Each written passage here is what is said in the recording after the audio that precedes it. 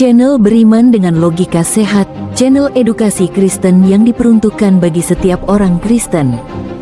Salam saudara, puji nama Tuhan, kembali kita berjumpa dalam tayangan edukasi Kristen, tayangan yang dikhususkan bagi kalangan kaum Kristiani. Saudaraku, dalam tayangan kali ini kita akan belajar bersama-sama tentang perempuan Kus, istri Musa, yang tercatat di dalam kitab Bilangan pasal 12 ayat 1. Kitab Bilangan pasal 12 ayat 1 menyatakan demikian. Miriam serta Harun mengatai Musa berkenaan dengan perempuan Kus yang diambilnya, sebab memang ia telah mengambil seorang perempuan Kus. Ayat ini memberikan dua ragam interpretasi terhadap keberadaan Musa. Yang pertama, di mana memberikan sebuah pemahaman Musa melakukan praktek poligami dengan mengambil dua istri setelah Sipora mati. Pemahaman yang kedua adalah Musa menerima kembali keberadaan Sipora yang telah disebut dengan sebuah sebutan yang baru, yaitu perempuan Kus. Penyebutan nama Kus disejajarkan dengan pemberontakan Miriam dan Harun tatkala Musa mengambilnya sebagai istri. Kus biasanya diartikan Ethiopia. Jika begitu, maka mungkin orang ini meninggalkan Mesir bersama orang Israel dan orang-orang yang sepenanggungan dengan mereka. Orang Kus berasal dari daerah Kus atau Kusan dalam Habakuk pasal 3 ayat 7. Kus, lokasi itu dinamakan berdasarkan Kus. Sosok tersebut anak sulung Ham, Kejadian pasal 10 ayat 6. Ham adalah salah satu dari 3 putra Nuh yang selamat dari banjir.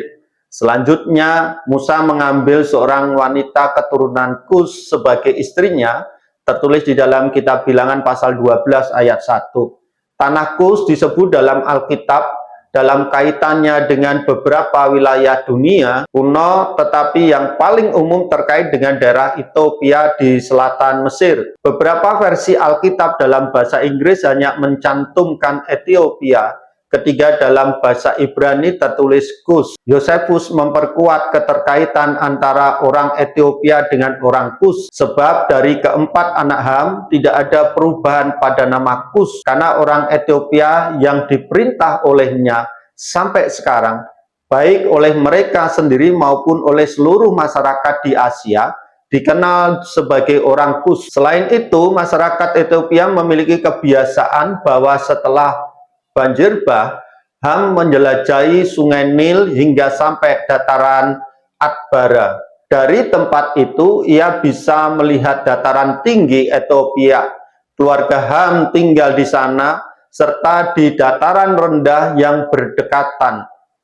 Tradisi ini yang didasarkan pada catatan Alkitab menjadikan orang Kus sebagai salah satu kelompok masyarakat tertua yang pernah ada. Dalam sebuah nubuat mengenai Kus, Nabi Yesaya melukiskan orang Kus sebagai kaum yang tinggi dan berkulit bersinar bagi bangsa yang ditakuti dekat dan jauh, yaitu bangsa yang berkuasa, tangguh dan kejam, yang wilayahnya dilalui oleh sungai-sungai.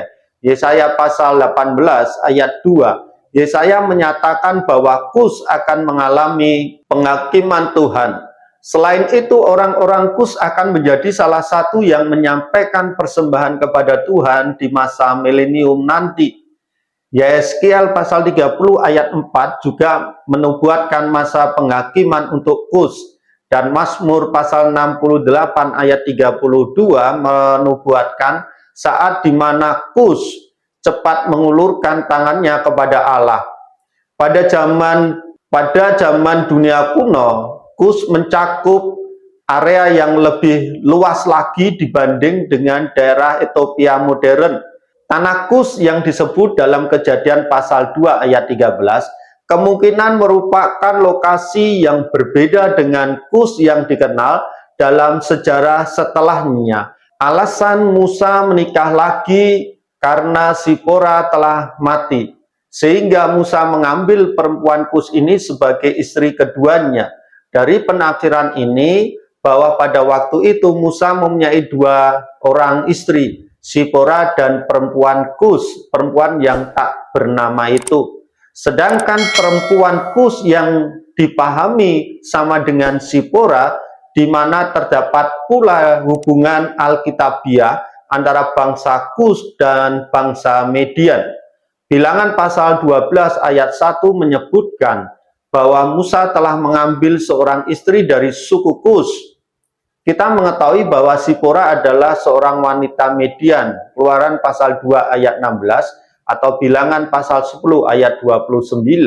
Oleh karena itu, jika Sipora merupakan istri yang sama seperti yang disebutkan dalam Bilangan pasal 12 ayat 1, maka Kusan dan Median mungkin adalah orang yang identik. Habakuk pasal 3 ayat 7 mencerminkan hubungan yang serupa. Aku menyaksikan kemah-kemah bangsa Kusan terguncang, kain tenda dari Median bergetar. Dari struktur paralel puisi Ibrani, Kusan dan Median berfungsi sebagai sinonim. Kata Kus itu sendiri berarti gelap, yang berdasarkan sejarahnya penduduk Kus memang memiliki kulit yang gelap. Nabi Yeremia menyebutkan warna kulit penduduk Kus dengan bahasa retorisnya bertanya, bisakah orang Ethiopia mengubah kulitnya? Yeremia pasal 12 ayat 32. Jikalau demikian, maka perempuan Kus itu adalah Sipora, putri dari Yitro. Miriam tidak menyetujui kehadiran Sipora dengan alasan bahwa Sipora adalah perempuan di luar kaum Israel.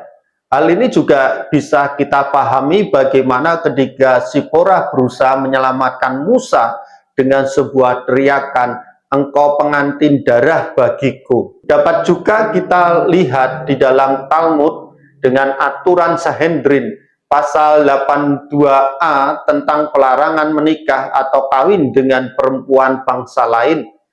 Penyamaan perempuan Kus dengan Sipora dengan pertimbangan bahwa tidak pernah dicatat keturunan dari Musa melalui perempuan Kus itu. Beberapa orang menjelaskan Sipora disebut sebagai perempuan Kus karena orang Median yang tinggal di padang pasir agak mirip dengan orang Kus, atau bahwa Sipora sendiri berkulit gelap. Mungkin Sipora itu sangat cantik sehingga ia diberi julukan yang berlawanan dengannya, si hitam. Dalam kitab Talmud menjelaskan bahwa sama seperti orang Kus berbeda dalam warna kulitnya, demikian juga Sipora berbeda dalam perbuatannya yang baik. Kita juga dapat lihat dalam Targum Yerusalem, Sipora sangat berjasa kepada Musa, terutama pada peristiwa Musa hendak dibunuh oleh Tuhan.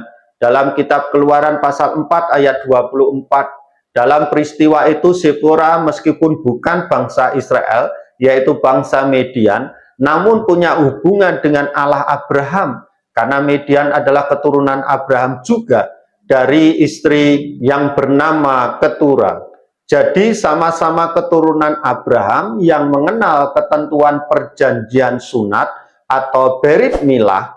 Melalui pertimbangan ini maka sangat wajar jika Allah begitu membela Musa pada kasus dalam Bilangan pasal 12 ini, bahwa pemberontakan Miriam dan Harun itu menggunakan dasar permasalahan yang dicari-cari saja, sehingga Allah tidak bertindak keras kepada Miriam dengan menulainya, sehingga Allah bertindak dengan keras kepada Miriam dengan menulainya dengan penyakit kusta. Jikalau saudara memiliki pendapat yang berbeda dari dua argumen yang saya sampaikan dalam tayangan ini, saudara silakan menulis dalam kolom komentar. Biarlah saudara, tayangan ini menjadi sebuah wacana, kasanah teologi kita, dan memperkaya keimanan kita akan Sang Kristus. Puji nama Tuhan, Tuhan Yesus memberkati.